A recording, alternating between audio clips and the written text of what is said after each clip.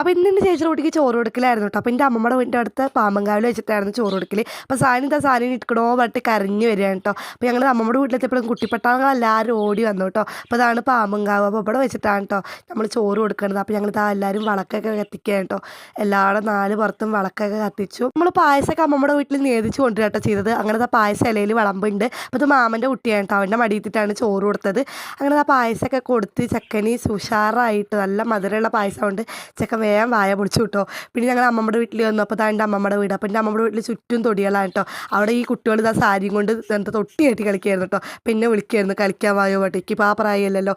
പിന്നെ നോക്കിയപ്പോൾ കേട്ടോ അടുക്കളയിൽ ചിക്കൻ കറി ആയിരിക്കുന്നു കേട്ടോ. അപ്പോൾ വല്യമ്മ ടേസ്റ്റ് ചെയ്യാൻ വേണ്ടിയിട്ട് ഒരു പാത്രത്തിലെടുത്താട്ടോ. അത് തിന്നാൻ സൗകര്യം ഉണ്ടാവും കേട്ടോ. അപ്പോഴേക്ക് സാനി വന്നിട്ട് ഇക്കും തായ വയ്ക്കും തായ പറഞ്ഞിട്ട് പൊരിയാൻ തുടങ്ങിയിട്ട് അപ്പോൾ സാനിക്കും കുറച്ച് കൊടുത്ത് അങ്ങനെ ഞങ്ങൾ ടേസ്റ്റ് ചെയ്തു. പിന്നെ അതിന് ശേഷം കേട്ടോ മാമ വാഴക്കൊല വെട്ടുന്നുണ്ടത്. അങ്ങനെ ആ കൊല വെട്ടുന്ന സീനും കൂടി എടുത്തിട്ടോ. മാമ ആ കൊലയൊക്കെ പിടിച്ച് നിന്നിട്ട് ആ കൊലയും കൊണ്ട് പോകുന്നുണ്ട്. അപ്പോൾ